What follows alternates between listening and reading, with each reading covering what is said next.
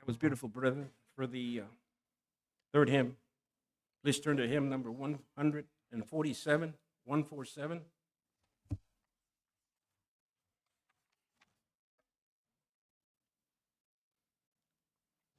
Hymn number 147, Suffer the Children.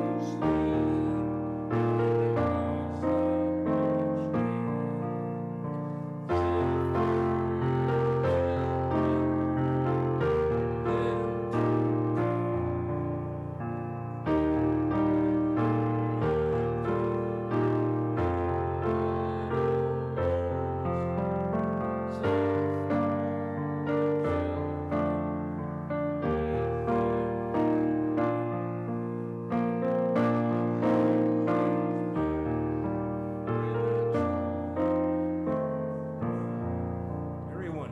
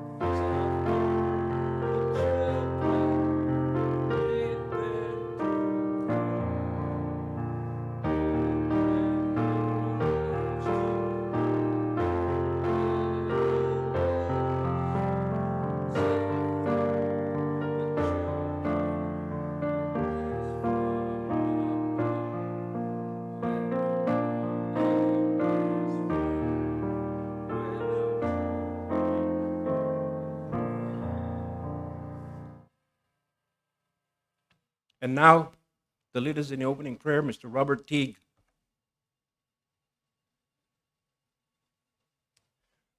Almighty God, we thank you so much for the blessings that you provided us, the blessing of us thankful holy days, your Sabbath day. Father, we thank you for all that you do for us. You love us, we know that, and we're so thankful for that. Father, we pray now be with us throughout this good service. Open our minds, open our ears, and help us take in the things that you're wanting to teach us, Father. Be with the speakers and take care of them and guide them as well, because you know exactly what each of us need in our hearts. So, Father, we place this service in your hands. Jesus Christ's most holy and righteous name. Amen.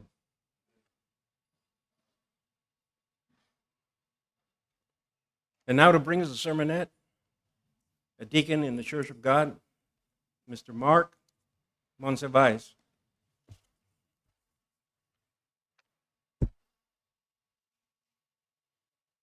Thank you, Mr. Hernandez.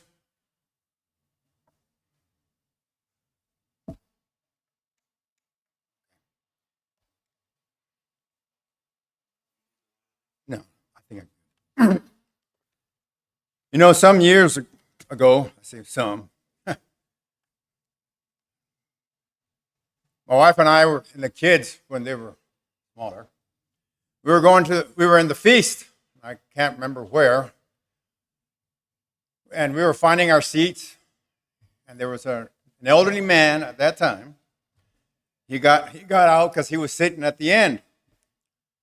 And he let us pass, and the family of five came marching through, and we took our seats.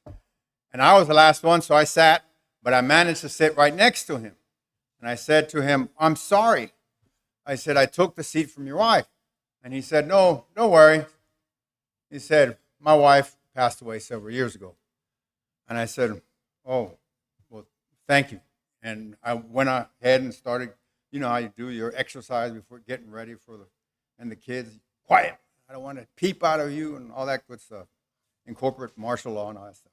Anyway, and after we had settled down, I said, "By the way, how long have you been married? How long were you married?" He said 60-something years, if I'm not mistaken. And he says, "Wow." He said, "What's your secret?" And he said, "Patience." And he looked at me with a gaunt eye, saying, "Patience." And I said, "Oh, okay." And when we were the song leader was getting ready to come, and he grabs my forearm. Patience. This serves as a segue onto my sermonette. As you know, talking to many of you, I've had many little adventures when I was younger on the mountains of Mexico. But I heard one story from a man, a friend of my dad's, that was pretty interesting.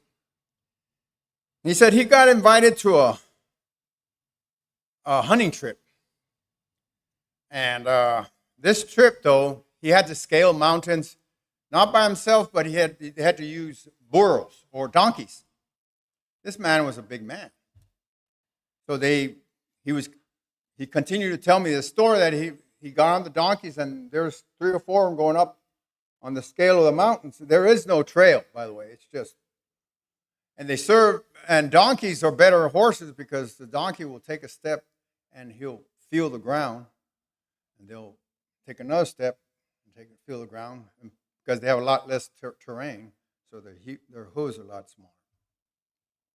Anyway, they're walking out, and he said, man, I can walk faster than this thing's taking, him not knowing, right? And, most mountains, I think, is 30 degrees incline anyway.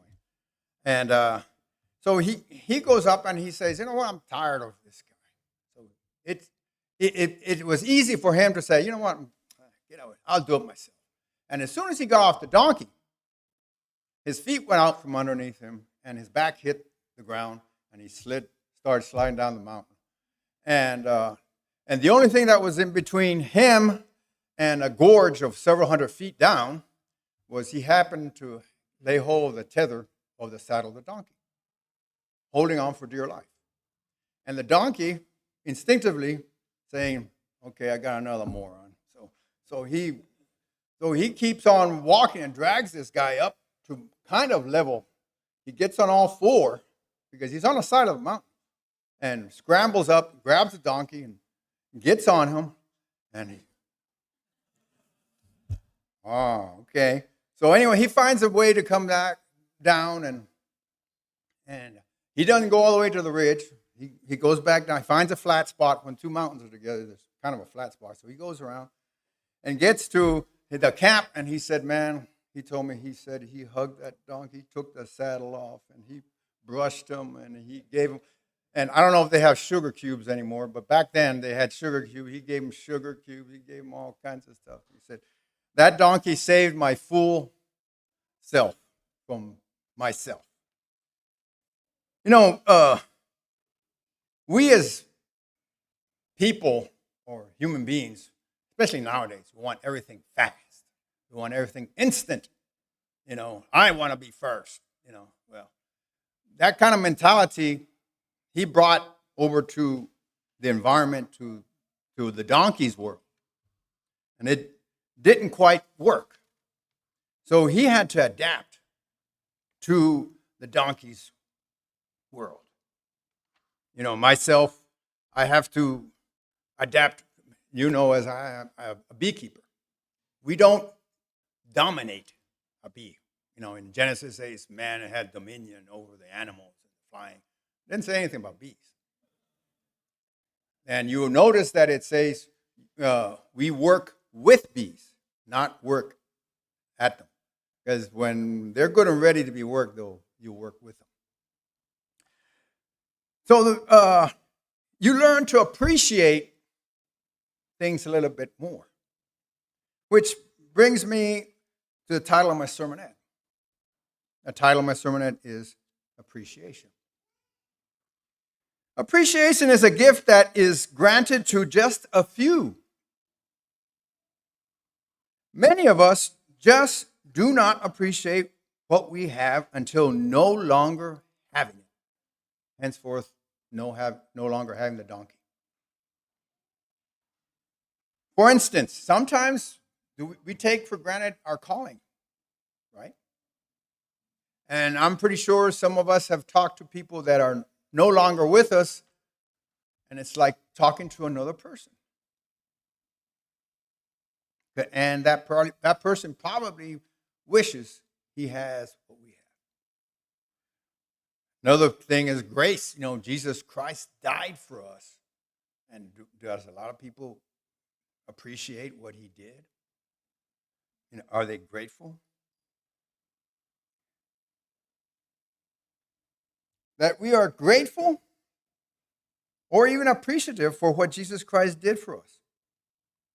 Think about that. It's not going to hit us until it does, how the country and western song says. It doesn't hit you until you do, until you're tied up on the tracks and see a train coming. Until we see God, hopefully, establish his kingdom when Jesus Christ returns back. Is that when we're going to see, it's going to hit us and say, man, this is what we were here for. This is why I did what I did. Now I understand. That's when it's going to hit us. Sometimes it doesn't hit us while we're in the journey. And lots of times, we have to, while we're here though, for us in the faith, we are encouraged to express gratitude and appreciation to God. We have to push that envelope. Others as well, because we have to love our brother, our neighbors. And for life's blessing, recognize the importance to show appreciation for God's goodness and the sacrifices of others, especially the sacrifices of others that we sometimes don't acknowledge or recognize, or I dare say care. One of the points I'm going to say is, let's break it down a little bit more. Let's first of all, like I mentioned, about appreciating God. What he has done. He called us. And like it said in the scriptures, he called us, he knew us before in our womb. Israel didn't appreciate him, did they? We can find that in Exodus 11, right? Follow me, though, to 1 Thessalonians chapter 5, verse 18. 1 Thessalonians chapter 5, and it's a very basic one. No frills or thrills, but most, I say athletes, but a lot of athletes in what I'm recognizing in softball, we fail in the basics. And that's a lot of Christianity. We fail in the basics. We want to get into this. Into all these prophecies and, what color was Jesus' hair and all. That's not important to salvation. Let's go to 1 Thessalonians chapter 5, verse 18. It says, give thanks in all circumstances. I don't care what circumstances you're in. Oh, no, I lost my job. For this is God's will. Will means a command, right? I want this for you. In Jesus Christ. Let's go to another point. Appreciating others. You know, my mother and my father taught us. My mother taught us everything that it was to be in first washing dishes, doing your laundry, sewing, ironing, doing the household work. And my brother, older brother, thought it was, he'd asked the question to her saying, why aren't we doing it? This is not our job. I'm not going to explain this with details of my mom, but she said, so you won't have to rely on any woman to take care of you. Now, my father taught us a lot about other things, the ranching part, and like I've talked to most of you, he invited me to a lot of medical procedures that I can see. And I really I saw it like, well, we're in training, but now that I'm older, I appreciate it because I don't think it twice to help my wife fold or do housework. I don't think it's demeaning in any way when we first got married. Or when I did manual labor, I didn't think twice about it. So I thank them for that because they took the time to teach me that. Expressing gratitude to those who have helped us and supported us is also valued. And you can transcend that kind of thing. You can, simple acts of kindness to people that help you. Waiters, people that do things for you. I don't have to get into details. You know what I'm talking about. How about our spouses? Do we appreciate them? We need to appreciate each other. Our children. Because tomorrow is promised to no one. So we need to appreciate. We can't be the one throwing each other like we have in Hispanic community. You never saw him or her, but at the funeral, he was throwing himself on the coffin. And everybody's saying, who is he? But they just all for show. We want to do something now. We want to show our gratitude to that person now. Follow me to James 1, verse 22. James, by the way, helped me do some ranch work today and helped us process honey. And he handles 60-pound sacks of sand, the quick creek. And I'm, watching what you do. Bend your knees, grab it. Anyway, long story. Let's follow me to James 1:22. James 1, verse 22. It says, but be ye doers of the word. Doers. He didn't say, well, let's just listen. No.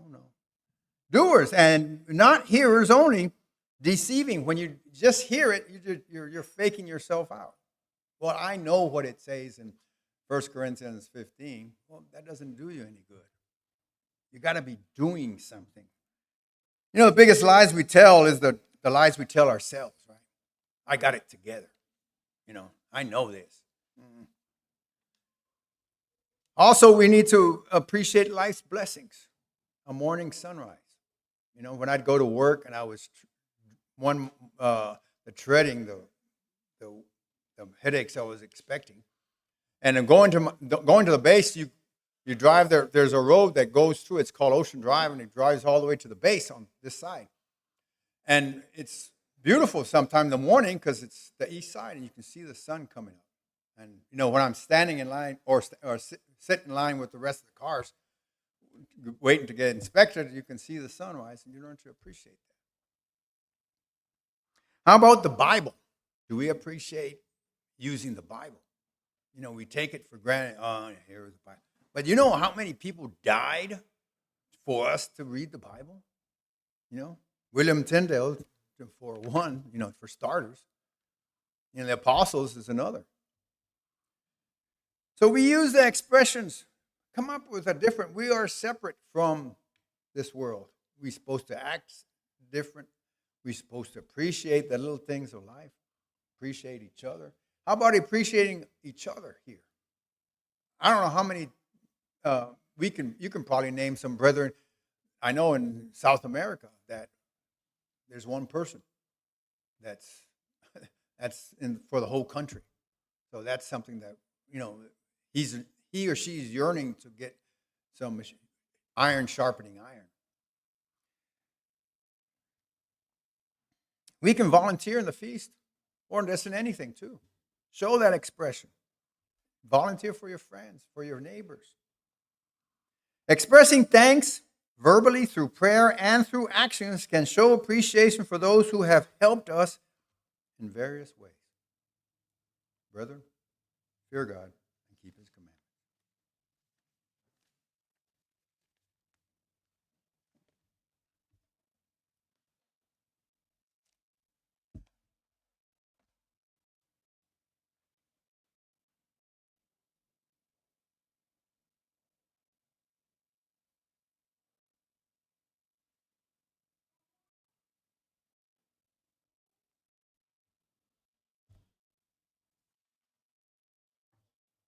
Brethren, please take your hymnals and rise.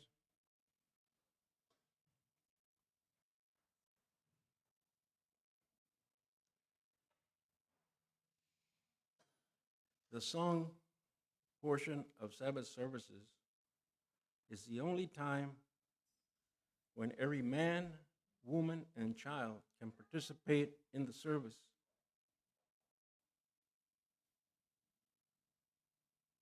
Let's appreciate, like Mr. Monsiváis was saying, let's appreciate that time by singing out. And I'd like to quote Mr. Bald in some words he used often: a word to the wise. Please turn to hymn 145.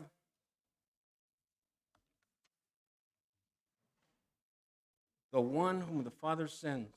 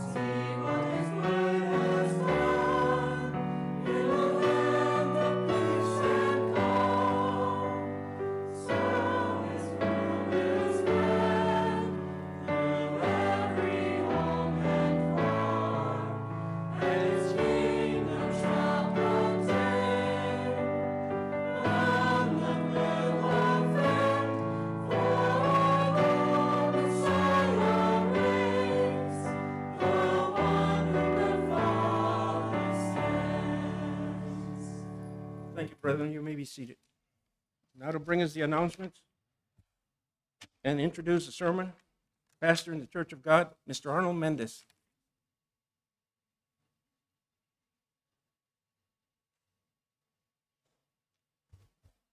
Thank you, Mr. Hernandez. Good afternoon, everyone. Once again, I'd like to welcome all of you that are online. We have Jay and Sue Hensley online. Hope all is well with both of you.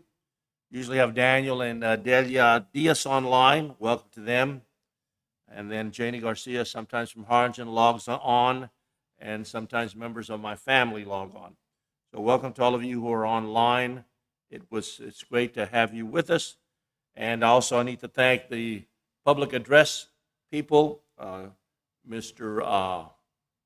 Brunick and Mr. Hernandez, Mr. Monsivais, and Mr. Dempsey, who often are up there unseen, making sure that everything works. And we don't know it doesn't work till it doesn't work. And then when it doesn't work, they fix it right away. So thank you very much for all of them. Also, thank you to Tina Hernandez for the flowers. We have some nice flowers up here. The speakers can use all the help they can get. So the flowers are a nice addition.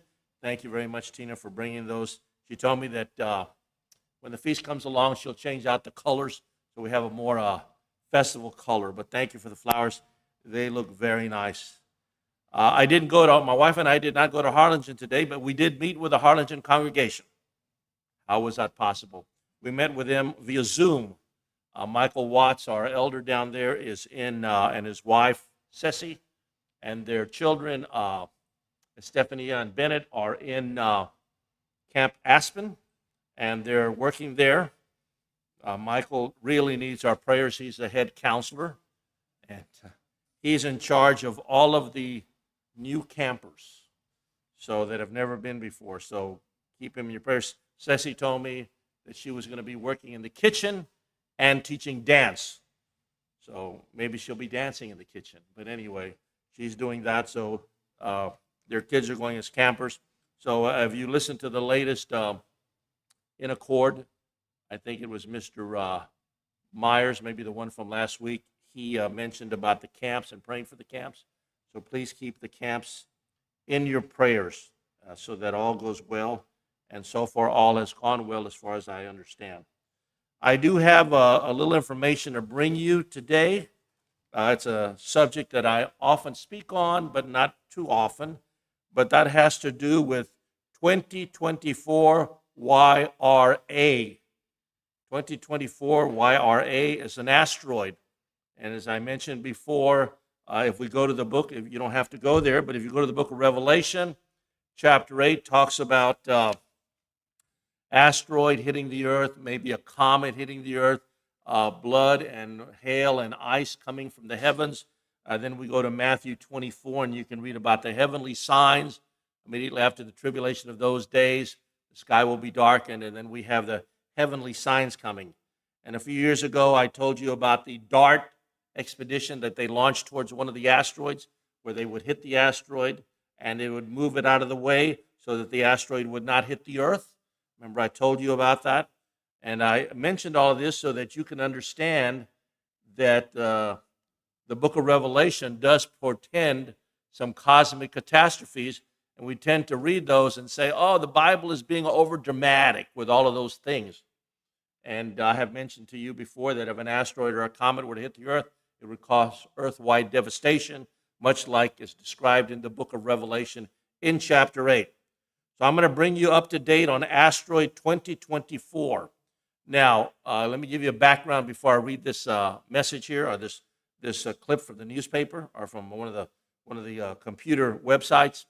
Asteroid 2024, a while back, was thought that it would go around the sun, come back towards us, and possibly had a very good chance of hitting the earth in 2032, which a couple of years ago seemed like a long time, but now it's only 8 years away. And they've since analyzed the trajectory of the asteroid, and they say now that it will miss the earth, but it does have a 4% chance of hitting the moon. So we have a 96% chance that it will not hit the moon, but a 4% chance that it will hit the moon. Now, do you remember the asteroid that blew up over the Ural Mountains in Russia a few years back? That asteroid was 54 feet across, about the size of this room maybe, 54 feet across. And it weighed 1,600 tons. The asteroid that we're talking about, asteroid 2024, is 200 feet across. And it probably weighs close to 1,000,000 tons. You remember, or if you're an astronomical buff like I am, the asteroid that hit the Siberian area back in, I think, 1908 or 1904, that's about the size of this asteroid. So if this asteroid were to hit the Earth or to hit the moon, we're looking at the equivalent of 1,000 Hiroshima bombs, all right? And fortunately, they say it's not going to hit us. There have been a few asteroids that have passed near the Earth, and their orbits have been perturbed by the gravity of the moon and the sun. So far, we're not in the trajectory to be hit by them, but let me read you what the article says. It says, asteroid 2024 YR4 won't hit the Earth, but could collide with the moon in 2032. This is from a CNN news source. This all became public yesterday. It was published in CNN. It was published in the European Space Agency. It was published in NASA and various other websites. So I'll read you what the article says. The asteroid 2024 YRA, first discovered in late 2024, a few months ago, has been ruled out as a threat to the Earth, but now has scientists watching another possible target, the moon. Initially, YR4 appeared to be on a collision course with Earth by December 22, 2032, with an impact chance once estimated at 3.1%. Thanks to refined tracking, astronomers now know it will miss the Earth, but its path could bring it into direct collision with the moon. The rock, roughly 200 feet in diameter, is small by cosmic standards, but still capable of producing significant effects. If it hits the moon, researchers say it will leave a crater nearly a kilometer wide, the largest lunar impact in 5,000 years. Very slight chance, about 1 in 20, but if it hits it, it's going to be a big event. Scientists estimate that there is a 4.3% chance of a lunar strike. If that happens, the collision would be visible as a bright flash to the naked eye on Earth, followed by a spectacular meteor shower as tiny fragments of lunar dust reach our atmosphere. Now, if you're not into cosmic disturbances and all that, you're not out of the limelight yet, because it will affect you if it does hit the moon. How is it going to do that? While Earth itself would not be harmed, the biggest concern would be for astronauts and infrastructure on the lunar surface, as well as satellites orbiting the Earth, cell phones, instant communications, things like that. High-speed debris could damage equipment, temporarily disrupting communications and navigation systems. Astronomers plan to resume close monitoring of YR4 when it comes back into view in 2028. We got about 3 more years before we really figure out where it's going to go. By then, they will be able to determine whether mitigation efforts, similar to NASA's successful DART mission that redirected a small asteroid in 2022, might be considered. For now, the asteroid serves as a reminder that planetary defenses planning may be needed to extend beyond Earth as humans prepare for a growing presence on the moon. Let me give you the Mendes opinion on this. All of this shows us that the book of Revelation is very relevant, and that things that it says are a possibility. And when it does begin to happen, then things are going to get really dicey. But that's somewhere in the future. As Mr. Moody has often said, we just don't know. Just don't know. But what I want you to see is that what the scientists are saying lines up very nicely with what the book of Revelation is saying. All right, I only have one more announcement before we get into the sermon. I did talk to our webmaster for the church. As you know, if you look on the church websites, you will see that all the church websites have been changed. There's a very, very flattering picture of me and Mr. Moody on the various websites that we pastor. And those are on there with our wives. Also, they have changed all the format for all of the websites so everyone has the same look. The problem is we haven't transferred or migrated all of our material from the old website to the new website. Mr. Croft is in the process of doing this. Many of you know Mr. Mark Croft. I've known him since I think he was a teenager. He's now works for a web company that the church employs to take care of all the websites and various other things. I talked to him. He mentioned to me that this week they would be migrating all of the audio recordings for Corpus Christi and also for Harlingen. So those will all be back up. We will probably have our calendar back up there and our prayer request. I mentioned to you that the way you can get the prayer request now is to read Mr. Moody's very capable weekly update. But they're going to be put back online as soon as that happens. So that we're expecting that to happen in the next week or so. Mr. Croft also mentioned that we broadcast our webcast right now. Right now I'm on the web, and so are all the other speakers. They can link that to our Corpus Christi website and our Harlingen website. So if somebody goes on to Corpus Christi's website, they say, oh, look, services are going on right now. I click on them. Whatever we're saying here, remember the mic is always live, whatever we're saying here will be broadcast via the web. So they'll be able to do that for Harlingen, and they'll be able to do that for Corpus Christi, as well as the other other websites. So we are looking forward for that happening, and when it does happen, I will advise you, but hopefully things will be updated in the next couple of weeks. So I don't have any other announcements or anything else we need to discuss. With that, we're going to go ahead and get into the sermon for the day, which is going to be given to us by Mr. Moody, a pastor from Corpus Christi and also San Antonio, and he will be bringing us a sermon.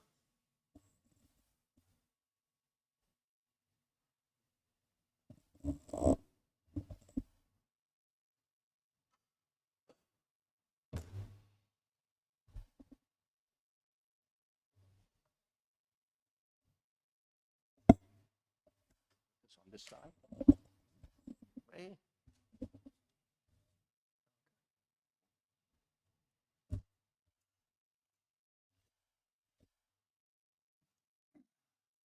Saw Mr. Hernandez get up and he faked me out.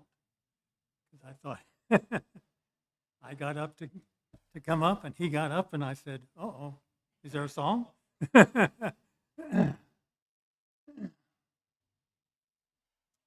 Well, good to see you all, and hopefully Mr. Monsivice's prayers for rain are being answered. So hopefully you have safe journey home. Keep praying because we haven't gotten any in San Antonio. So if you don't need any, tell. Oh.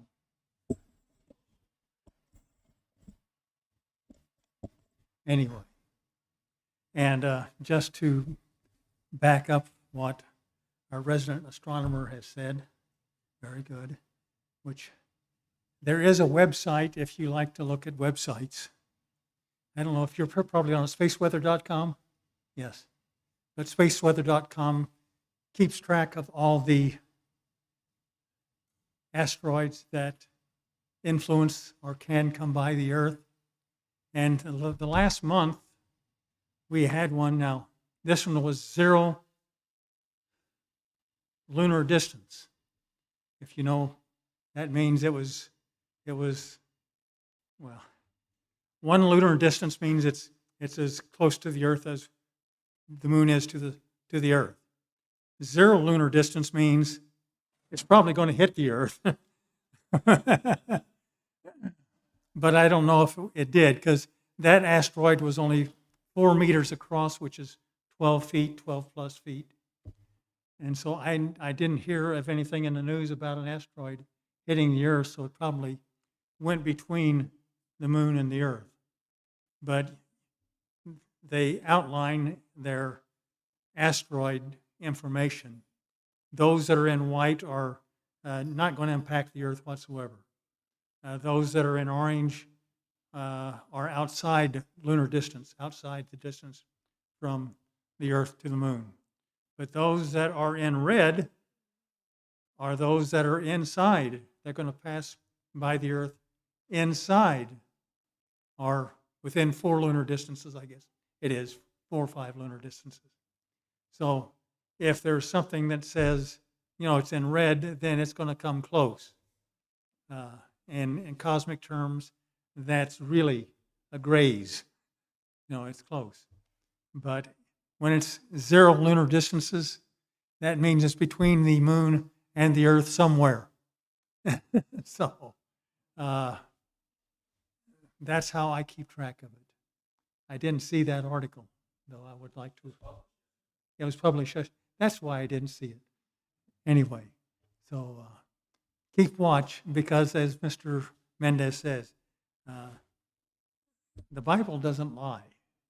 We may not understand everything because God hasn't revealed it yet.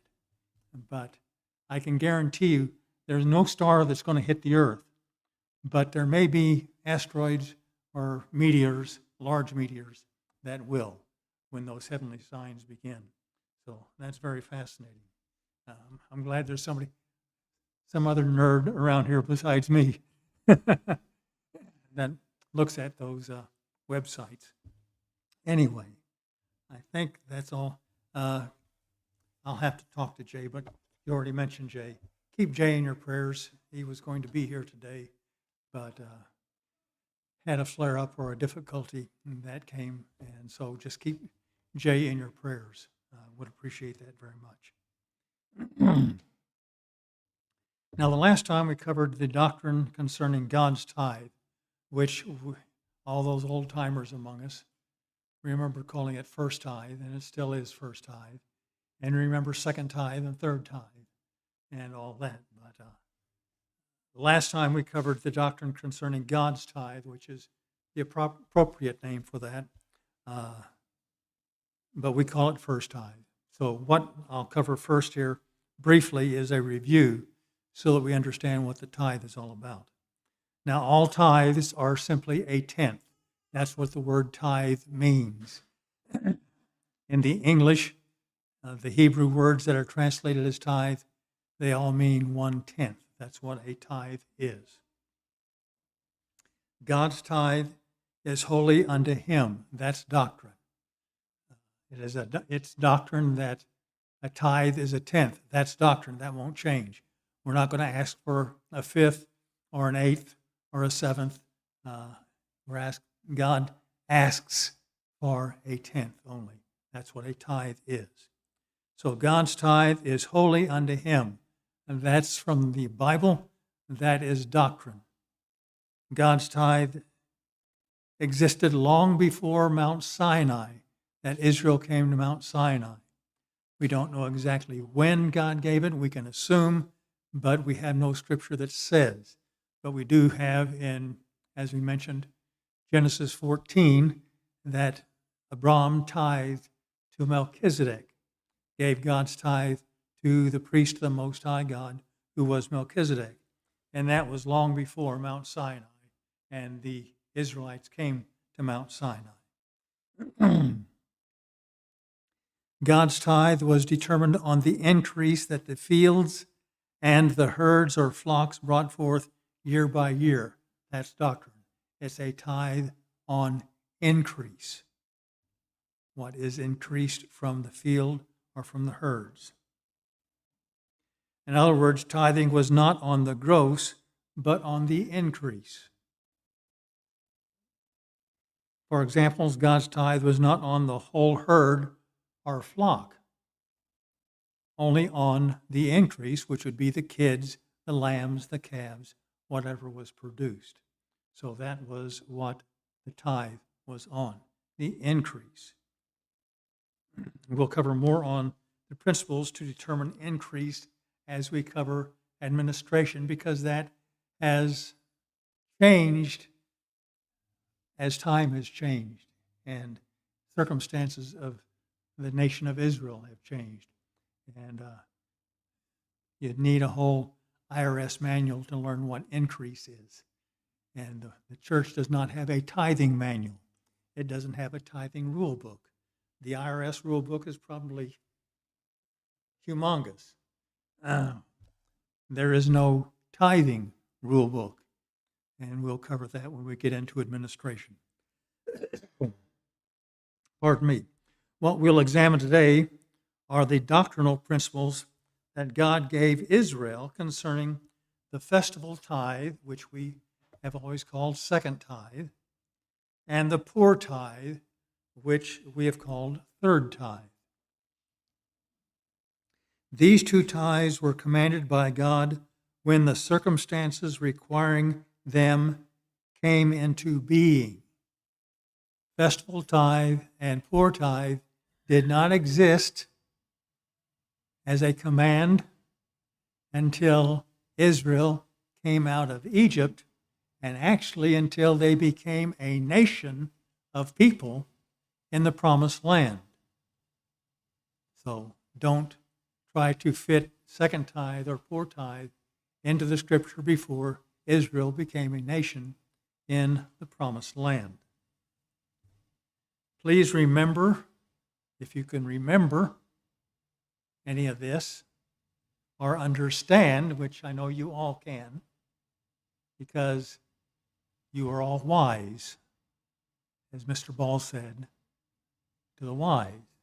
Okay? We understand that. I'm glad Mr. Ball is still quoted. He was a dear friend. We loved him very deeply. You had him for a pastor. I had him for a friend. We went down to, what is it called? Marine Military Institute. Do you remember where that is? Anyway, that's a prep school for grade school and high school students. And they wore Marine Corps uniforms and everything. We went down there. He always invited me to come see the silent drill team, the Marine Corps silent drill team.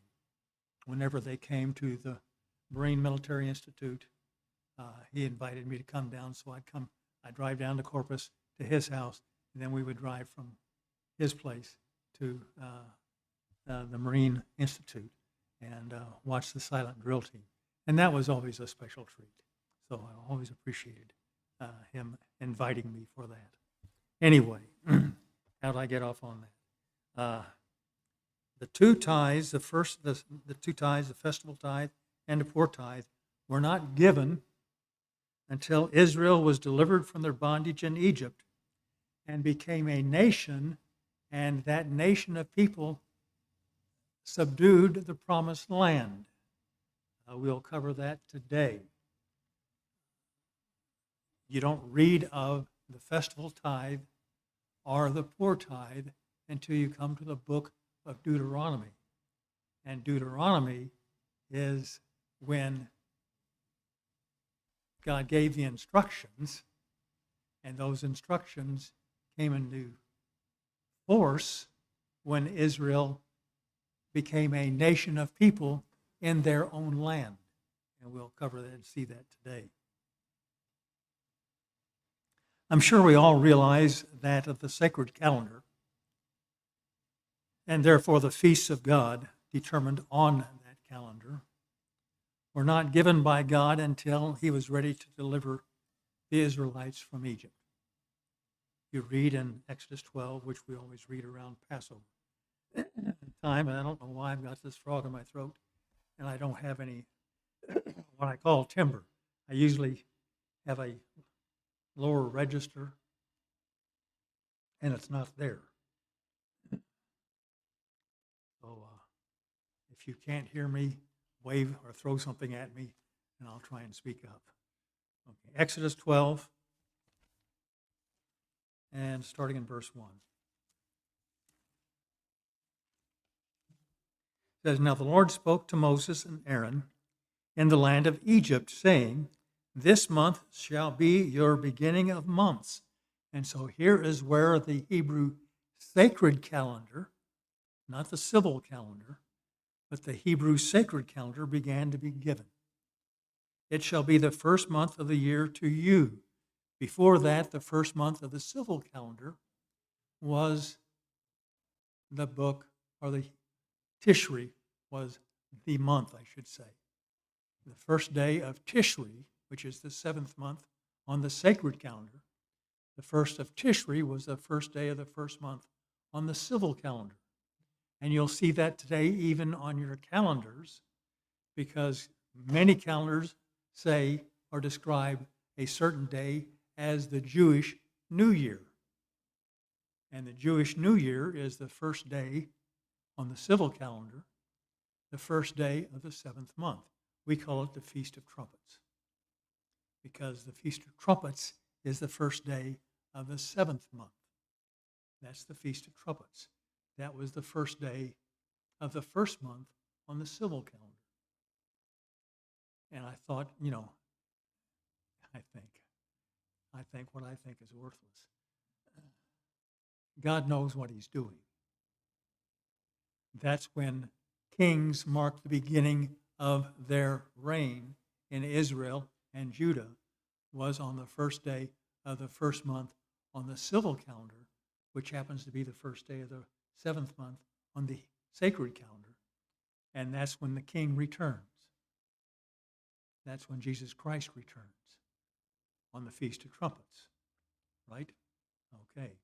So I've always thought that that was, fascinating, but God did it for a reason.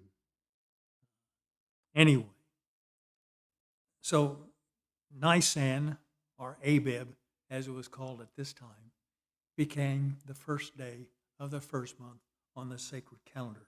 And that's what we're reading here. Speak to all the congregation of Israel, saying, on the 10th day of this month, every man shall take for himself a lamb according to the house of his father, a lamb for a household. And verse 6, and now 6, you shall keep it until the 14th day of the first month. You shall take it from the sheep and from the goats. You shall keep it until the 14th day of the same month. Then shall the whole assembly of the congregation of Israel shall kill it at twilight, which I like the New King James translation of that, because that gives a better understanding. Because it was killed at the beginning of the 14th day, after sunset, before full dark, in that period of time we call twilight, when it is still light but no sun is up. And so God began to give to Israel the instructions for the first Passover. And this is the first feast of God to be kept, annual feast. The weekly feast was kept from creation. That's the seventh day of the week. That's a weekly feast. You read in Leviticus 23, which we will go there. We won't go there. But Leviticus 23 will give all the feasts of God, and it starts out with the Sabbath, because that is a weekly feast. The rest of the feasts are annual feasts. But here, God begins giving instructions for a new calendar. And the first feast that is to be determined on that sacred calendar was the Passover. Then God gave instructions for the next feast, which is the Feast of Unleavened Bread. You see that in verse 15. 7 days you shall eat unleavened bread. And that's what we do. During the 7 days we eat unleavened bread. On the first day you shall remove leaven from your houses, or should have been removed already. We don't spend that first day removing. We remove it before the first day. For whoever eats unleavened bread from the first day until the seventh day, that person shall be cut off from Israel. On the first day there shall be a holy convocation, which we have. It's the first holy day of the 7 annual holy days of God. And on the seventh day there shall be a holy convocation, which the last day of unleavened bread is an annual feast, a holy day. And there shall be a holy convocation for you. No manner of work shall be done on them, but that which everyone must eat, that only may be prepared by you. So on the holy days, it's okay to cook. Okay? Understand that. On the Sabbath, we don't do any heavy cooking. Now, is it heavy cooking to fry an egg? And not really. Bump, and that's it. Unless you want them scrambled, then you have to stir them up a little bit. But that's not a problem. But if you're going to do any heavy cooking, you don't do it on the Sabbath. That's what the day of preparation is for. But on the holy days, you can cook. So you shall observe the feast of unleavened bread. For on this same day I will have brought your armies out of the land of Egypt. Therefore you shall observe this day throughout your generations as an everlasting ordinance. So he gave instructions for the second feast, the Feast of Unleavened Bread. So on the sacred calendar, which was beginning to be given here when God was ready to deliver Israel from Egypt, he began giving the holy days, the feasts.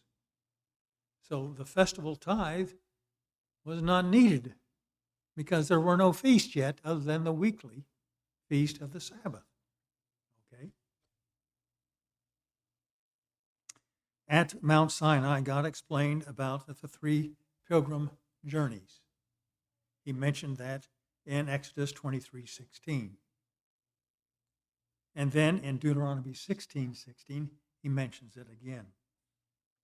But those three pilgrim journeys, 3 times in a year, the Israelites were going to travel to the place where God would place his name. He had not done that yet back in Exodus. And frankly, he hadn't done that yet in Deuteronomy 16. He hadn't mentioned, he just says in the command, in the place that I will place my name. He hadn't placed his name here yet. They hadn't entered the promised land.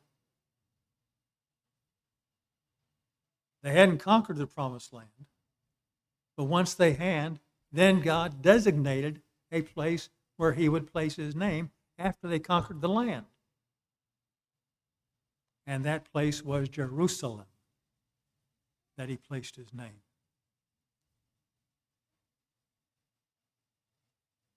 But he was beginning to explain that the Israelites would make 3 pilgrim journeys, which they would eventually make to Jerusalem when God placed his name there. But he hadn't done that yet because they hadn't conquered Jerusalem yet. He did not say Jerusalem, since Jerusalem hadn't been taken yet. But Jerusalem was in the promised land. Israel should have entered. Now, and every time I read that, it makes me shake my head. Israel should have entered the promised land in 11 days. In 11 days. Because from Horeb, where Mount Sinai was, to Kadesh Barnea, to walk by foot, it took 11 days. But it took Israel 40 years to enter. Over here in Deuteronomy chapter 1.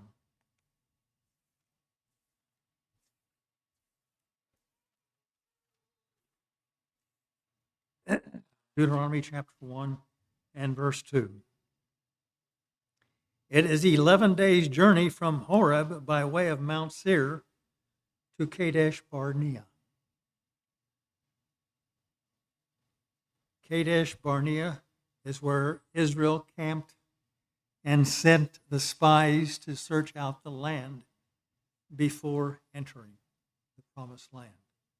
Deuteronomy chapter 1, verse 19. So we departed from Horeb, which is where Mount Sinai was, and went through all that great and terrible wilderness which you saw on the way to the mountains of the Amorites, as the Lord our God had commanded us. Then we came to Kadesh Barnea. So they took the journey. 11 days it took to travel from Horeb to Kadesh Barnea. And I said to you, you have come to the mountains of the Amorites, which the Lord our God is giving us. Look, the Lord your God has set the land before you. Go up and possess it, as the Lord God of our fathers has spoken to you. Do not fear and be discouraged. And every one of you came near to me. This is what Moses is saying to the people after 40 years of wandering in the wilderness. Every one of you came near to me and said, let us send men before us. Let them search out the land for us and bring back word to us of the way by which we should go up and of the cities into which we shall go. And of course, then they sent the spies out. And they all came back and said, well, there are giants that live in the land. We can't go up and do that. Everybody but Caleb and Joshua. And that generation didn't go because they were discouraged by the word of the spies, except Joshua and Caleb. They said, for me and my house, we're going to serve the eternal. But they didn't listen, and so they didn't go up. As we know, the Israelites did not trust God to deliver the land into their hand. So God did not let that generation enter the promised land. They all died in the wilderness. And you can read that in Numbers 14, verses 27 through 31. So for 40 years, they wandered back and forth through that wilderness, which they'd crossed in 11 days. They wandered back and forth through that wilderness for 40 years. They kept God's feasts for 40 years, but they didn't need a festival tithe. Why? Because they were all together already. They were all in one place. They didn't need a festival tithe to go to where God had placed his name because they were already all together.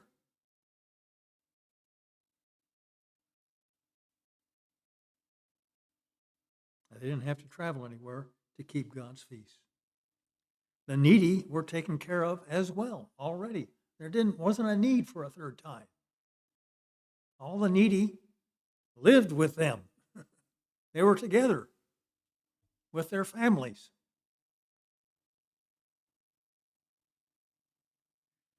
However, 40 years later, God gives instructions, pardon me, concerning the festival tithe and the poor tithe.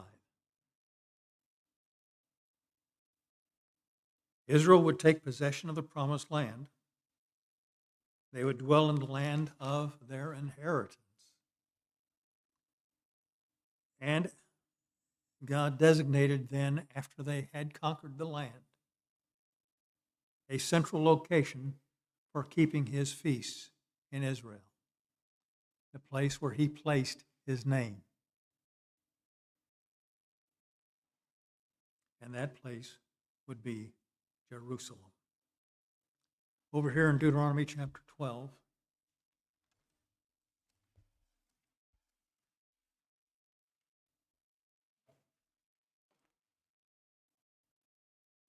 starting in verse 1, it says, these are the statutes and judgments which you shall be careful to observe in the land which the Lord God of your fathers is giving you to possess all the days that you live on the earth. You shall utterly destroy all the places where the nations which you dispossess serve their gods, on the high mountains and on the hills and under every green tree. You shall destroy their altars, break their sacred pillars, burn their wooden images. With fire you shall cut down the carved images of their gods, destroy their names from that place. You shall not worship the Lord your God with such things, but you shall. No. People still don't listen to that. You shouldn't worship the Lord your God with such things, whether they be decorated trees or whatever. But you shall seek the place where the Lord your God chooses out of all your tribes to put his name for his habitation, and there you shall go.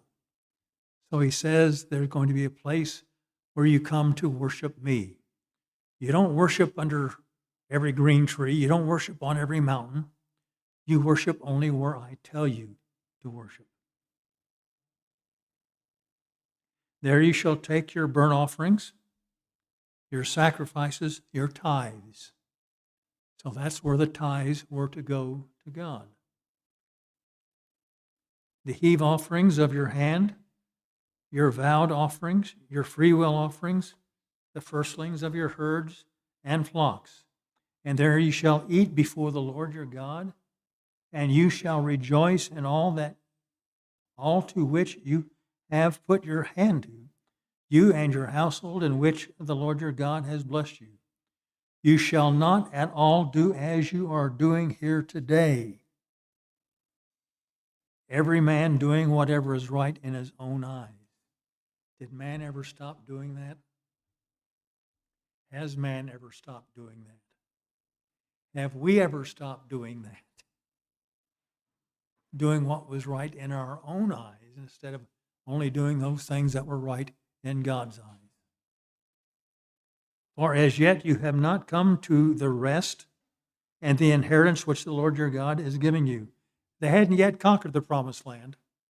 God hasn't yet given them a rest. Inheriting the promised land was a type of the rest that was coming, because the promised land, the inheriting of it, was a type of God's kingdom coming. For as yet you have not come to the rest and the inheritance which the Lord your God is giving you. But when you cross over the Jordan and dwell in the land which the Lord your God is giving you to inherit, and when he gives you rest from all your enemies around about, so that you dwell in safety, then there will be the place where the Lord your God chooses to make his name abide. There you shall bring all that I command you, your burnt offerings, your sacrifices, your tithes, heave offerings of your hand, and all your choice offerings which you vow to the Lord. All those things were an act of worship, if you remember me saying last time. The giving of tithes was an act of worship. It was giving God what he said to give. And we should acknowledge that when we are setting aside the tithe. It's worshiping God, who has given us everything else, everything that we have, and all he has asked in return was a tenth. And you shall rejoice before the Lord your God, you and your sons and your daughters, your men servants and your maidservants, and the Levite who is within your gates, since he has no portion nor inheritance with you. The point here is that Israel was not to worship the gods of the heathen of the land. They were only to worship the true God in the land, in the place that he set his name for his worship.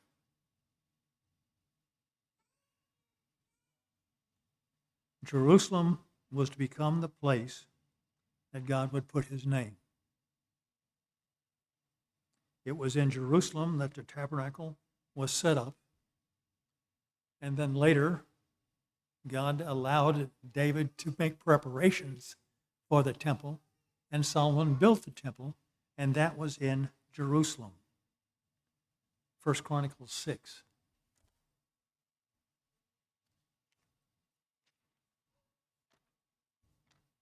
First Chronicles chapter 6. Starting in verse 31, breaking into a lot of what is here because he was giving various responsibility to the sons of Levi. And in verse 31 it says, "Now these are the men of whom David appointed over the service of the song in the house of the Lord after the ark came to rest in Jerusalem. they were ministering with music before the dwelling place of the tabernacle of meeting until Solomon had built the house of the Lord in Jerusalem, and they served in their office according to their order. And he was talking about, as you get down further, Asaph, who was the chief musician, who was the overseer of the musicians. There were various responsibilities that the Levites had in assisting the priests in their service at the tabernacle and later the temple. But the place that God had placed his name, that they took the tabernacle and later Solomon built the temple, was Jerusalem. And so every 3 times in the year, they would make this pilgrimage, this journey from where they were in the promised land, the land that they had inherited as whatever tribe they were in. They would travel to Jerusalem to keep God's feasts. 2 feasts in the spring, Passover, Feast of Unleavened Bread. Then they would go home. Then when they would come back roughly 50 days later for the Feast of Weeks, which we call Pentecost, and actually keep a 1-day feast, but they were there for 2 days because Pentecost was always on the first day of the week. We call it a Sunday. And they didn't travel on the Sabbath, so they came before the Sabbath, kept Pentecost, and then went home again. And then come back to Jerusalem until the 7th month. And in the 7th month, they had 4 feasts that they kept. And they stayed for all 4 feasts. They came for the first day of the 7th month, trumpets, and they stayed all the way through the last great day, the 22nd day of the 7th month. So they were there for at least 22 days, not 8 days like we keep at the Feast of Tabernacles. We can go home after the last great day, but we can keep the Feast of Unleavened Bread or Feast of Trumpets and the Day of Atonement in the local church area.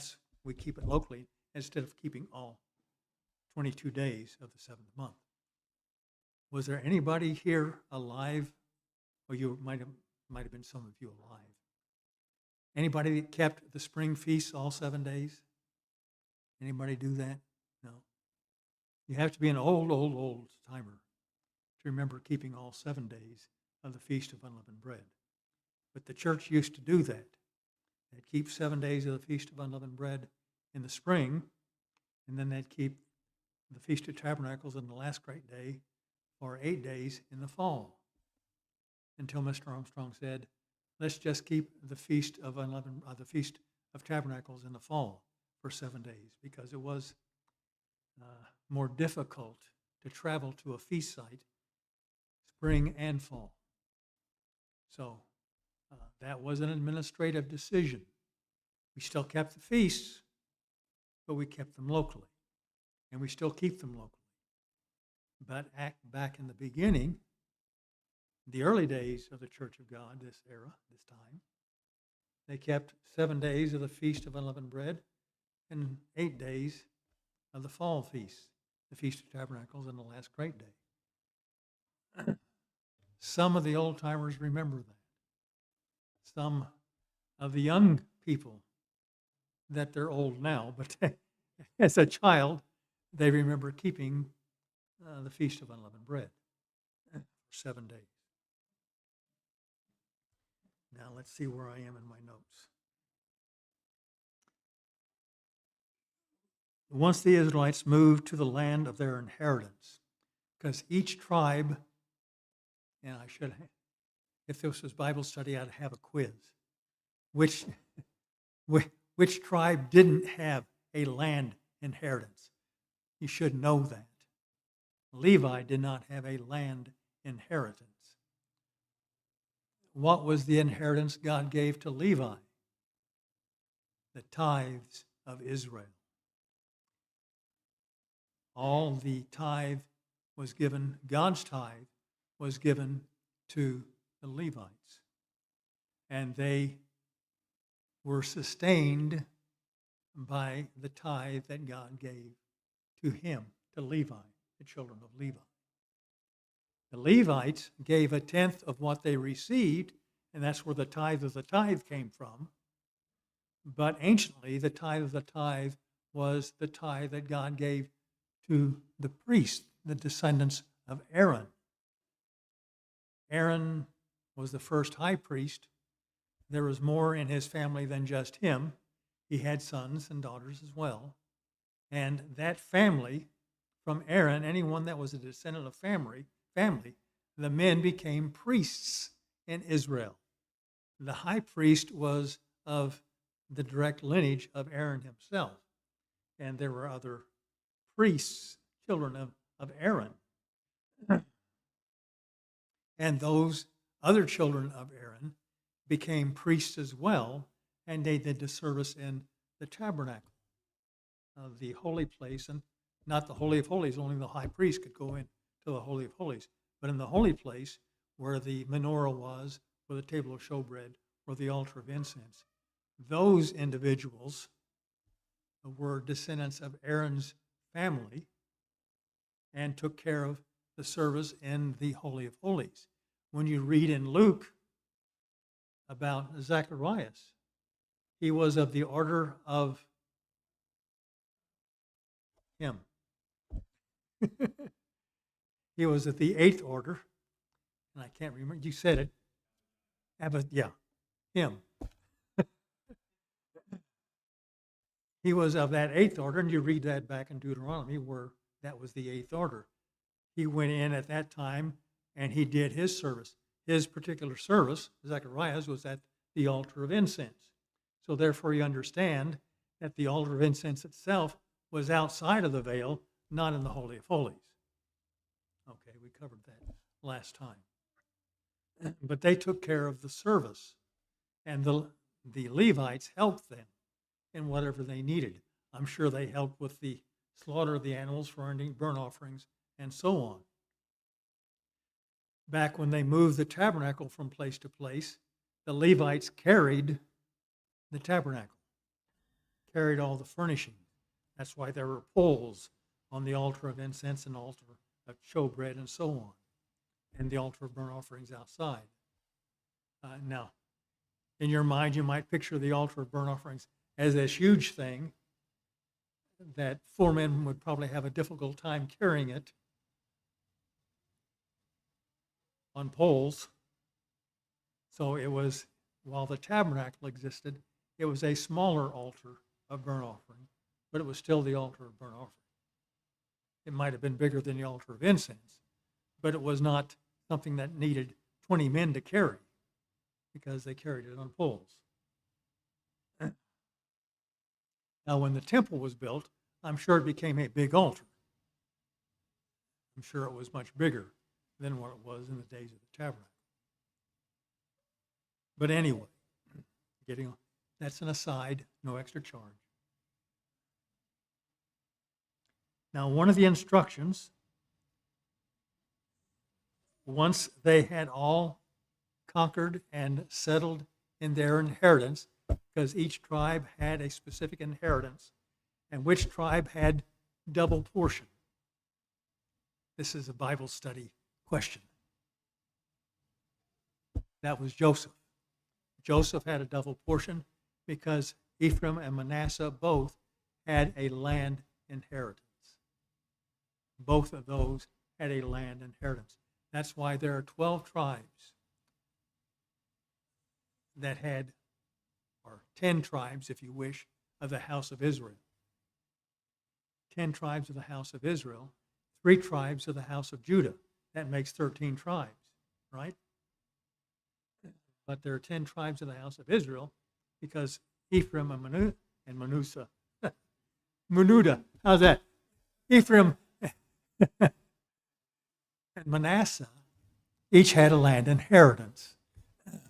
And so that made 2 there plus the other 8 made a total of 10. Okay. Now the 3 of the house of Judah were Benjamites, Jews,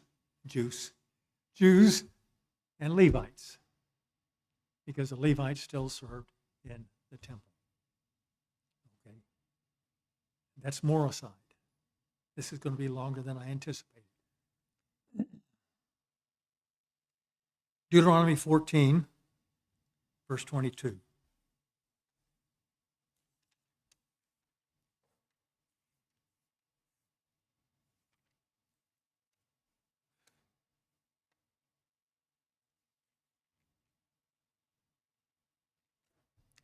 Says, you shall truly tithe all the increase of your grain that the field produces year by year. So you'll truly tithe all the increase of your grain. Now notice it specifically mentions grain.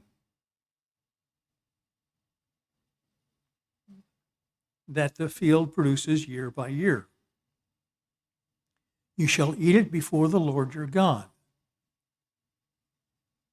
Here begin the instructions for the festival tithe, for the second tithe.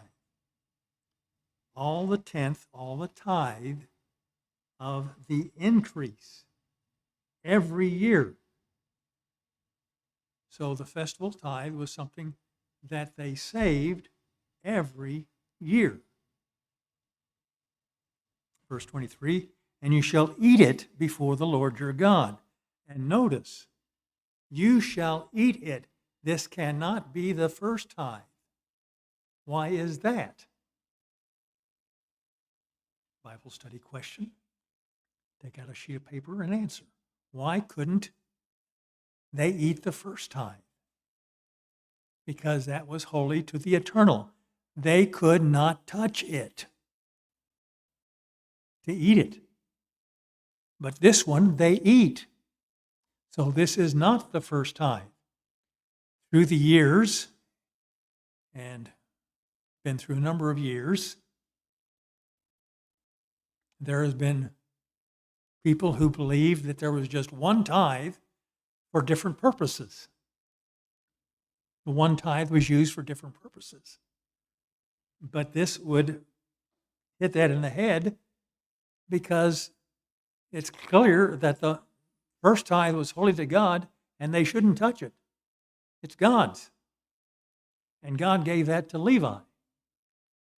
And here the people were to eat this tithe. This can't be the first tithe that is God's. And you shall eat before the Lord your God in the place where he chooses to make his name abide the tithe of your grain and your new wine, and you can have a tithe or a tenth of wine, depends on how many goat skins you make of wine from your grapes.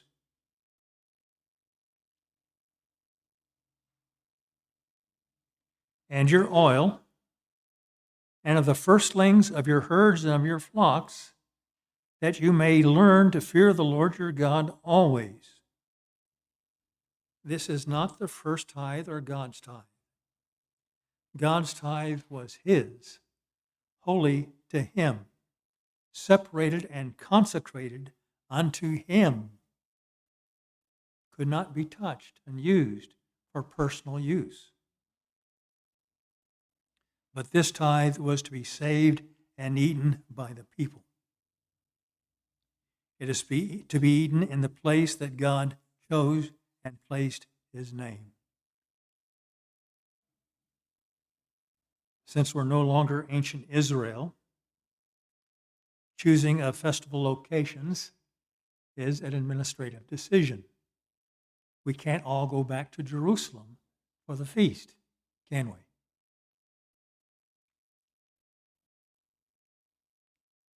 So an administrative decision was made by God's servants today. And that in the beginning was Mr. Armstrong, and at this time of the Church of God. Israel saved this tithe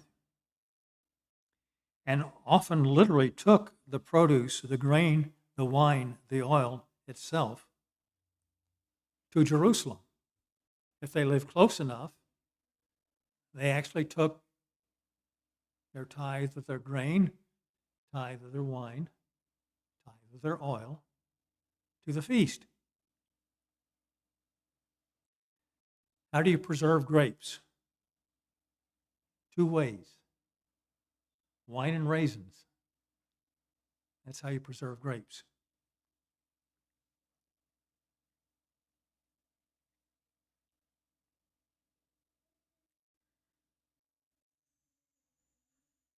Notice it says firstling. Firstlings are mentioned as festival tithe.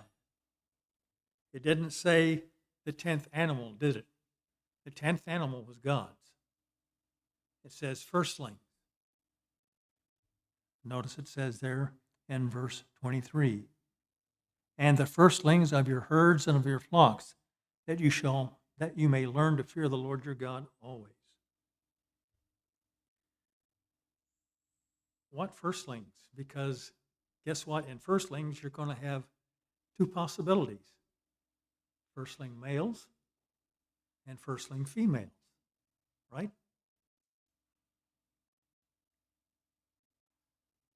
One firstling became first tithe, or second tithe, festival tithe. The other firstling was not something that the people did use.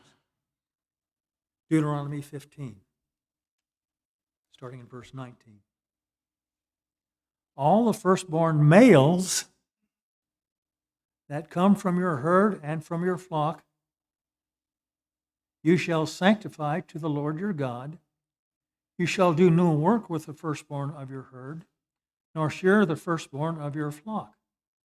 You and your household shall eat it. Aha, here's a firstling. You shall eat. You shall eat it before the Lord your God year by year in the place which the Lord chooses. Firstling males were festival tithe for the people. Firstling males were festival tithe. What about firstling females? Numbers 18. Numbers 18, starting in verse 17.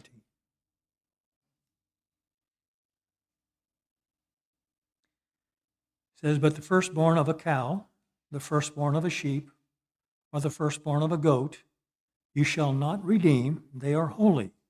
You shall sprinkle their blood on the altar, burn their fat as an offering made by fire for a sweet aroma to the Lord. And their flesh shall be yours. Now, who are the yours we're talking about? In this chapter, this is to the Levites. If you'll go back through this chapter, it's talking about Aaron and those of Aaron. Chapter 18, verse 1. The Lord said to Aaron, you and your sons and your father's house, you shall bear the iniquity related to the sanctuary. You and your sons with you shall bear the iniquity, and so on. And bring with you your brethren, the tribe of Levi, the tribe of your father, that they may be joined with you and serve you while you and your sons are with you before the tabernacle of witness. They shall attend to your needs, and that was the job of the Levites, to aid the priesthood. But they shall not come near the articles of the sanctuary and the altar, lest they die, they and you also.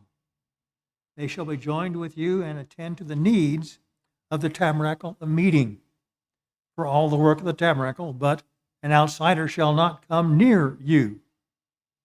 You shall attend to the duties of the sanctuary and the duties of the altar. Behold, I myself have taken your brethren the Levites from among the children of Israel. They are a gift to you, given by the Lord to do the work of the tabernacle of meeting. Therefore you and your sons with you shall attend to your priesthood for everything at the altar and behind the veil. and you shall serve. I give your priesthood to you as a gift for service, but the outsider who comes near shall be put to death. And the Lord spoke to Aaron, Here, I myself have also given you charge of my heave offerings and so on, and the grain offerings. In a most holy place you shall eat it, and so on. I have given them to you, your sons and your daughters. Everyone who is clean in your house may eat it, all the best of the all, and so on. Verse 14, every daughter thing in Israel shall be yours. Everything first opens the womb of all flesh, that's the firstlings, which they bring to the Lord, whether they be man, shall be yours. Nevertheless, the firstborn of man you shall surely redeem. Then it gets down the firstborn of the cow, firstborn of the sheep, verse 17, goat. You shall not redeem, they are holy. You shall sprinkle their blood on the altar and burn their fat as an offering made by fire for a sweet aroma to the Lord. Their flesh shall be yours. So he's speaking to Aaron and his house. Just as the waved breast and the right thigh are yours. All heave offerings of the holy things which the children of Israel offer to the Lord, I have given to you and your sons and daughters with you as an ordinance forever. It is a covenant of salt forever before the Lord, with you and your descendants with you. So what we have here, the firstling females, because the firstling males were a part of festival tithe for the people. Firstling females were given as written to the Levites, who gave it to the priests. It was to the priests, the descendants of Aaron. Okay?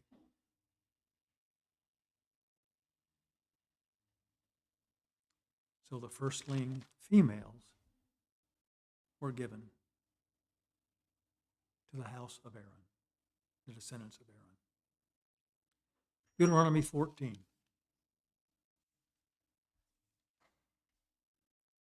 And verse 24.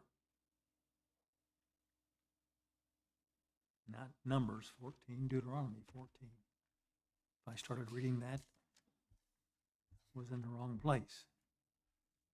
Deuteronomy 14:24. But if the journey be too long for you, now we all remember this one.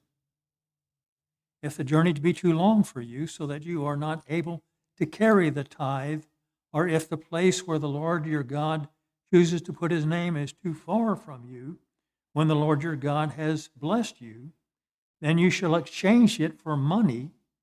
Take the money in your hand and go to the place where the Lord your God chooses. You shall spend that money for whatever your heart desires, for oxen, for sheep, for wine, or similar drink is what the New King James says. Whatever your heart desires, you shall eat before the Lord your God, and you shall rejoice, you and your household. You shall not forsake the Levite who is within your gates, for he has no part nor inheritance with you.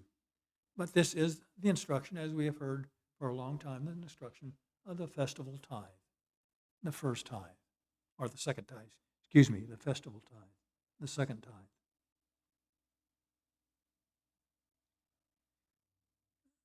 They actually took the grain, the wine, the oil, if the place wasn't too far. If it was too far, carrying all that was a problem. And so they were said, you can change it to money and take the money to Jerusalem, where God has placed his name, and spend it for whatever your heart desires. Old King James says lust after, I think. But that's not right. Your heart desires. Okay, that's what the festival tithe was for. To go and rejoice before the Lord at the feast.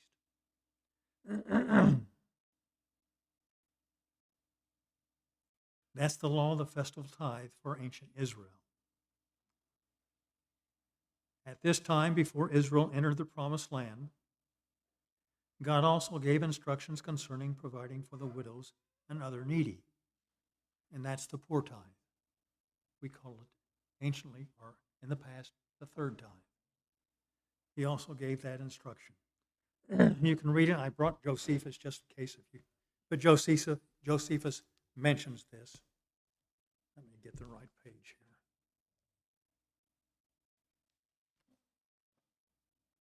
Because in the past, people have thought, as I said before, that there was just one tithe and it was used in three different ways. The one tithe. But there are actually three tithes. First, second, and third. God's tithe, festival tithe, and poor tithe.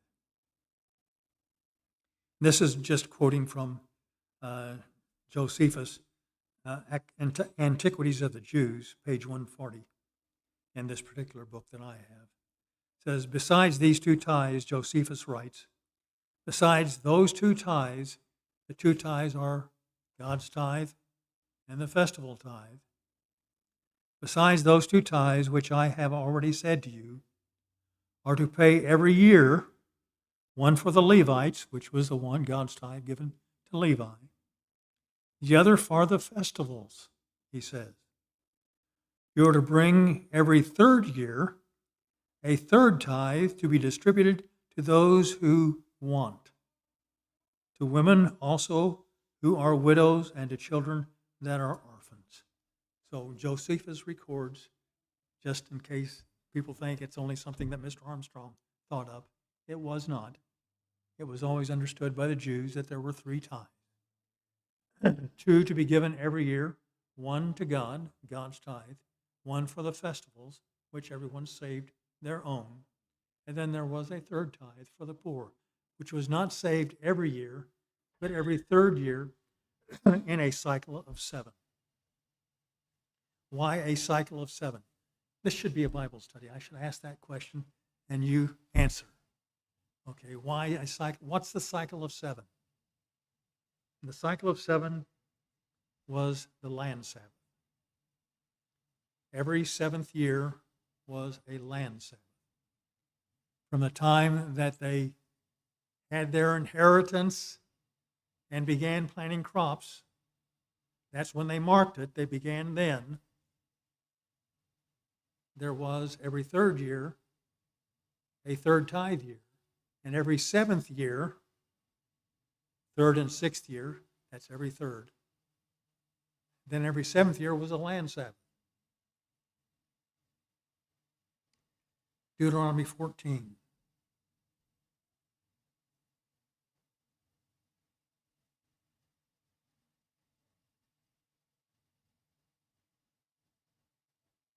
No, that's not the one I want to go to right now.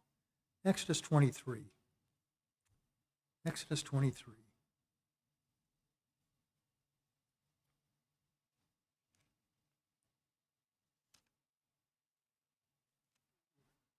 Verses 10 through 11.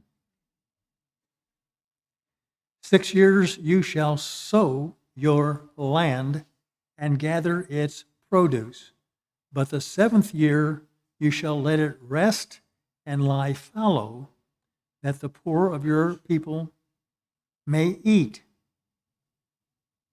And what they leave, the beasts of the field may eat.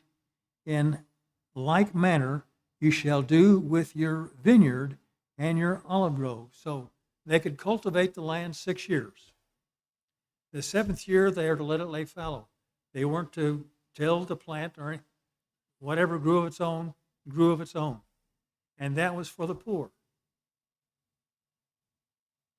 If it grew, the poor could come in and reap whatever they could find to reap. But the people were not to reap it. It was for the poor.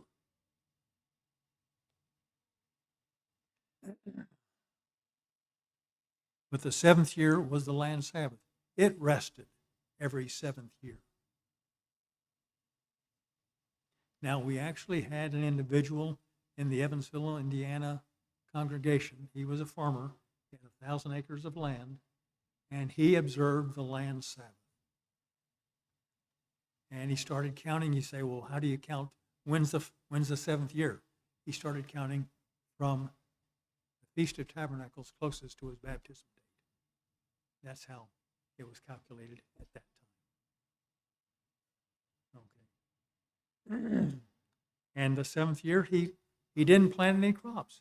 He owned the land, so he didn't have income. You know, if you're renting the land, you've got lease payments to make. But he owned the land, 1,000 acres. He let it lay fallow.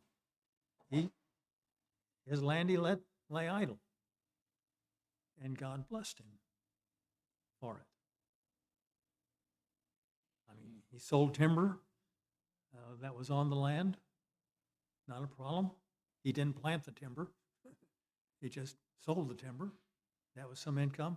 Just various forms of income came in during that year and provided for him and his family for that time. Leviticus 25. We didn't tell him to do it. That's just something he wanted to do. Leviticus 25, starting in verse 1. And the Lord spoke to Moses on Mount Sinai, saying, Speak to the children of Israel. Say to them, when you come into the land which I give you, then the land shall keep a Sabbath to the Lord. 6 years you shall sow, so from the time that they began actually planting, 6 years shall you sow your field, 6 years you shall prune your vineyard and gather its fruits. But the seventh year there shall be a Sabbath of solemn rest for the land, a Sabbath to the Lord. You shall neither sow your field nor prune your vineyard. What grows of its own accord of your harvest you shall not reap, nor gather the grapes of your untended vine, for it is a year of rest for the land. They didn't, but the poor could. Remember, we just read that. The poor could come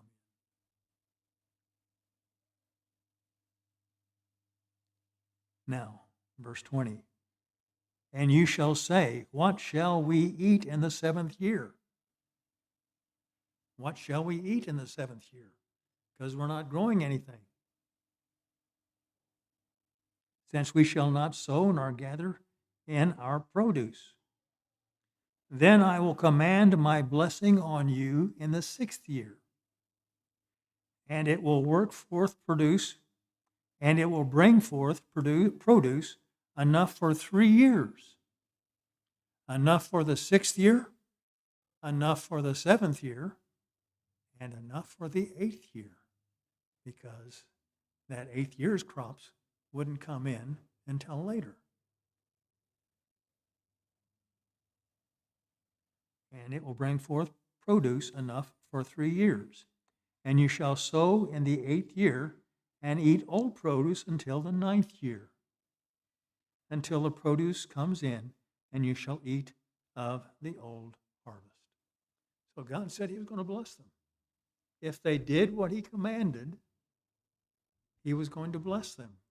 And that's something we need to learn and get ingrained.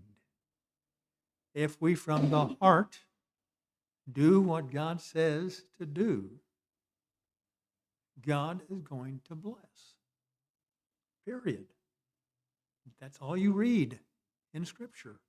If we do what God says with the right spirit, right attitude,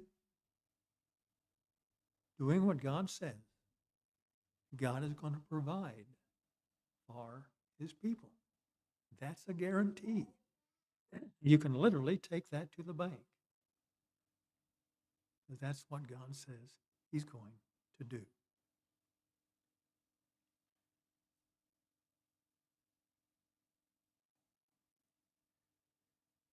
Now,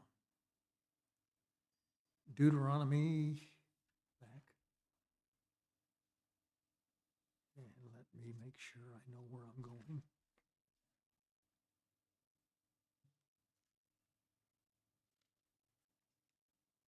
Okay.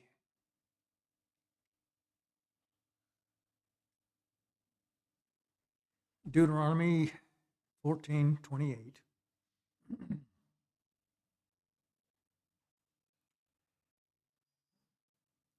at the end of every third year. Now, in the cycle of 7, there are 2 third years, the third year and the 6th year. At the end of every third year, you shall bring out the tithe of your produce of that year and store it up within your gates.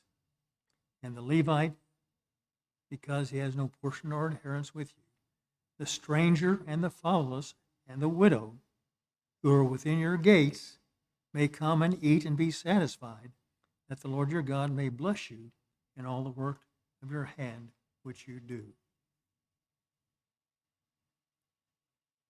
The poor tithe was stored in each city.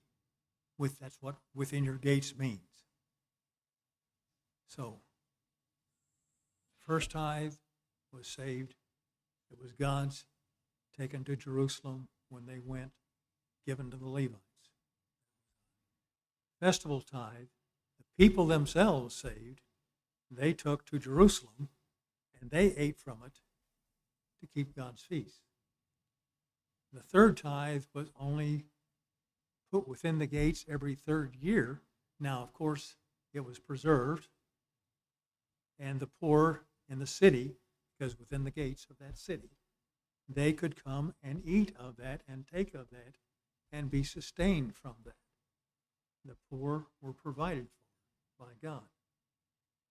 At the end of every third year, you shall bring out the tithe of your produce of that year and store it up within your gates, and the Levite, the stranger, the fatherless, and the widow may come and eat and be satisfied, that the Lord your God may bless you in all the work of your hand which you do. So, poor tithe was stored in each city. That's what within the gates refers to. And the poor in that area could have their needs met from that tithe. If the Israelites faithfully did what God commanded, they could pray and ask for God's blessing. So tie in Deuteronomy 14, 28 through 29 with Deuteronomy 26. Deuteronomy 26.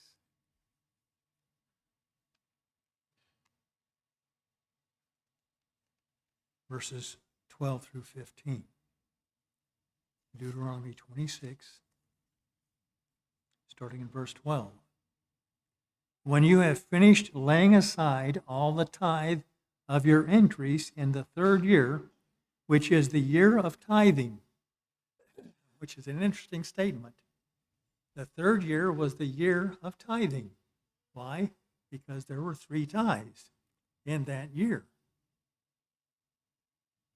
It was the year of tithing. And have given it to the Levite, the stranger, the fatherless. So this is in particular, since it's talking about the tithe of your increase, the third year, it's talking about the poor tithe. And have given it to the Levite, the stranger, the fatherless, and the widow, that they may eat within your gates and be filled. Then you shall say before the Lord your God, I remove the holy thing from my house, and also have given them to the Levite, the stranger, the fatherless, and the widows. According to your command, I've obeyed your command and kept the poor tithe, which you have commanded me. I have not transgressed your commandment, nor have I forgotten them. I have not eaten any of it when in mourning, nor have I removed any of it from any unclean use, nor given any of it for the dead. I have obeyed the voice of the Lord my God, and have done according to all that you have commanded. Look down from your holy habitation from heaven. Bless your people Israel, and the land which you have given us, just as you swore to our fathers, a land flowing with milk and honey.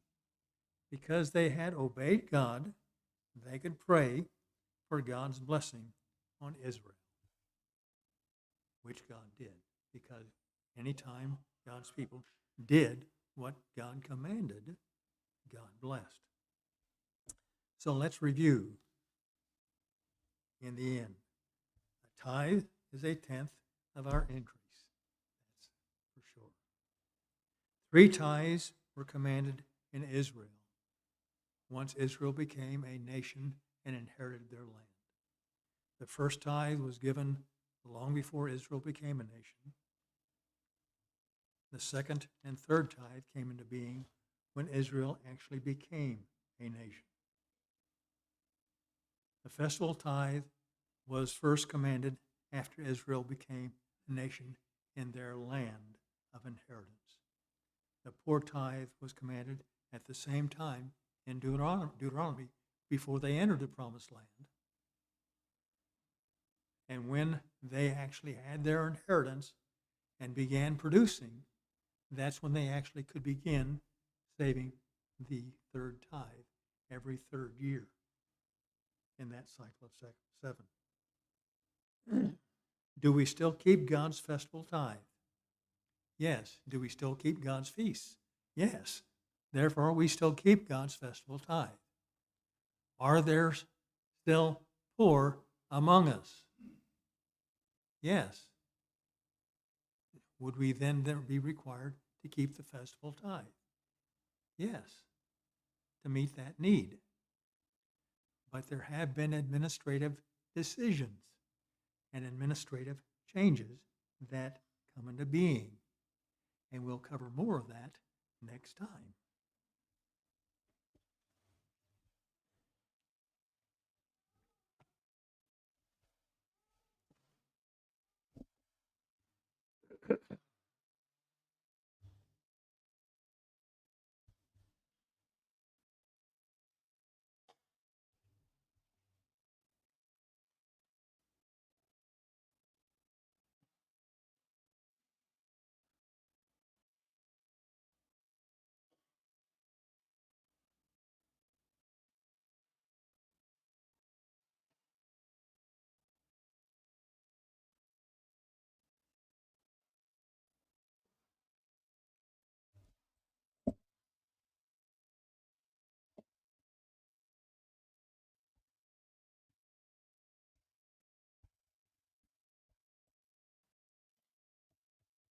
Brethren, for the final hymn of this Holy Sabbath day, please take your hymnals and rise.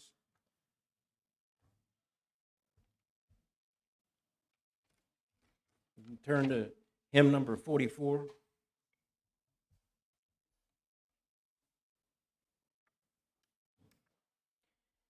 Hymn number 44, God is our refuge.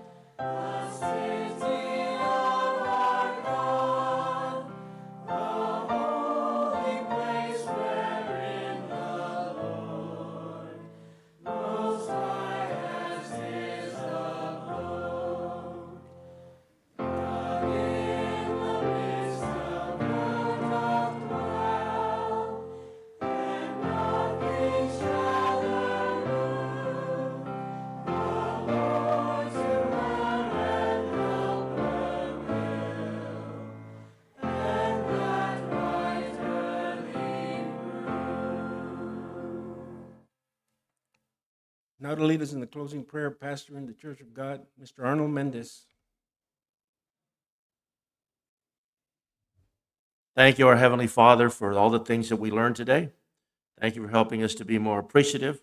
Thank you for reviewing with us the process whereby the church is supported, the poor are taken care of, we're allowed to attend the feast, and we're also blessed for doing those things. Thank you for everything you give us. Thank you for the scriptures you give us from which we can get inspiration and guidance in our lives. Please be with those that are not here today. Please be with them. Bring them back safely to us. Keep them in good health, Father. Thank you for everything. Watch over us and protect us this coming week. Bring us back safely next week. We thank you for everything in the name of our elder brother, Jesus Christ. Amen.